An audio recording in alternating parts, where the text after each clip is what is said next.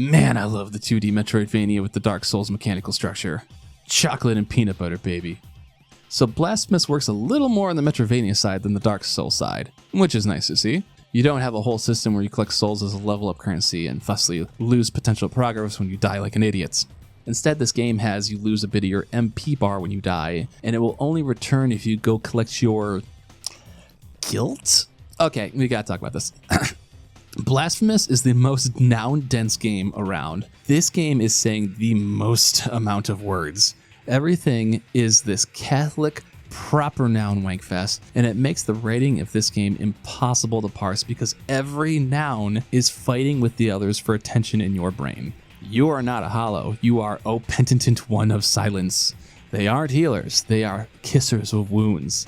It isn't the forbidden library. It's the library of neglected words.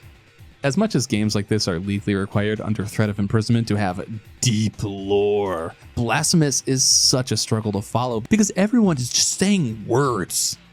This might be the game that shows up Salt and Sanctuary for the most amount of word saying, and that game had a boss called That Stench Most Foul. While Salt and Sanctuary is catching strays, marionette-ass looking game, let's talk about how beautiful Blasphemous is because fuck. These are some goddamn animations, dude. Even just random enemies have a fluidity to them that feels like they are flexing on people. Like, goddamn, chill, bro. And then you get cutscenes which are just like, mwah. I love the shading. I love the movement. I don't know why, but it reminds me of Out of This World. Totally different visual technique, but something about the way it looks and animates reminds me of it, and that's a pretty good old compliment because Out of This World still looks killer. But yeah, back to the gameplay. So what happens when you die twice? Well, you get another effigy thing you have to pick up because MP loss will stack with multiple deaths. It's a neat way to play with the death and rebirth structure of Dark Souls. Other mechanical aspects of the game are a little less cohesive. Combat and movement feel a little bit gummy and ungraceful. Parrying is done well, but sometimes you'll run into enemies you can't parry, or enemies you don't automatically counterattack when parrying, or how you can't parry projectiles, unless you can. I unlocked an aerial downstab that just doesn't work the way I want it to. You have to attack in the air first, and then you can downstab, which greatly limits how graceful it feels. And then there was this tooltip on screen that tried to describe how to double jump, kinda. And thank Christ I was recording footage when this happened because I had to watch the footage back to see what I'm supposed to do, and then it became relevant hours later in exactly one instance. It's helpful against some more aerial enemies, but as far as traversal or puzzle solving, I think it comes into play literally one time. The game has executions on enemies and they are really pretty, but it's not intuitive what the damage threshold that causes it is. There's this really nice dodge slide, but some enemies you can dodge through and some you can't, and it's not really obvious what the rhyme or reason is. Like bigger dudes that are otherwise unavoidable are usually the ones you can dodge through, but it's just that you have two defensive verbs in the form of parry and dodge, and it's not really signposted what's the intended answer for what. You can upgrade to get a nice big slash out of slide, but if you do it too early, you break and you do a regular slash, and it has this dead zone where you just pass through the enemy without hitting them, so it's kind of finicky and unreliable at times. Manslaying is your main platforming action to help you traverse the stages, but it feels so floaty and weightless. Like there's no faith your little dude's gonna successfully snap to the corner properly. Also, okay, so when you die, you lose all your MP. Makes sense. Death is a punishment, don't get hit.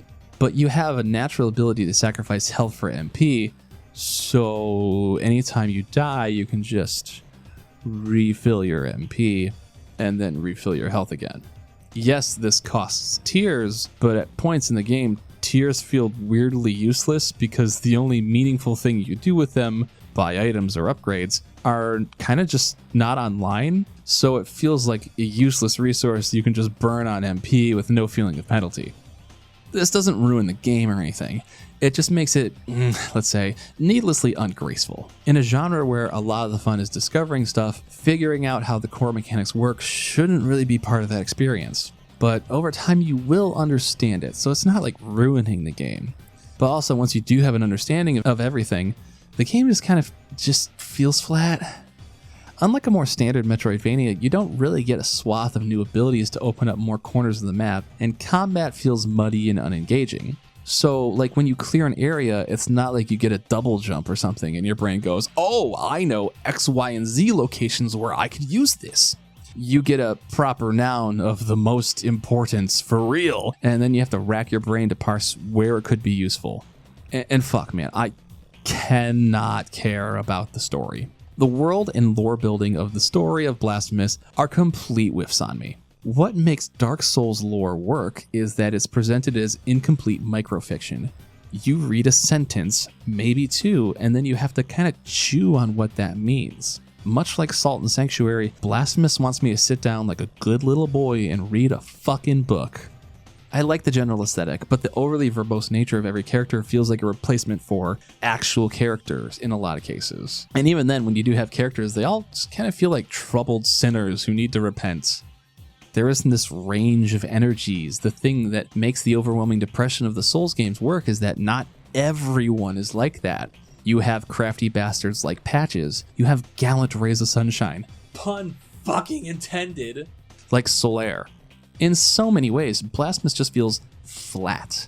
It's not bad, but it really lacks the sense of high points that the games it is obviously influenced from have. Like so many places feel samey because everything in this game is in service of the Catholic vibe. There are unique locations, but a solid amount of zones feel like differently painted cathedrals. It just doesn't reach out and grab me very often. Outside of some incredibly gorgeous artwork and views, Blasphemous is just okay. It's fine. And that shouldn't damn it to a shallow grave, but being just okay or just fine doesn't cut it when you are playing in the territories of Super Metroid, Dark Souls, and Hollow Knight. I swear, Blasphemous isn't that bad of a game, but everything that sticks out to me about it is a negative. I just have nothing but complaints on the forefront when playing and whack memories when I was finished.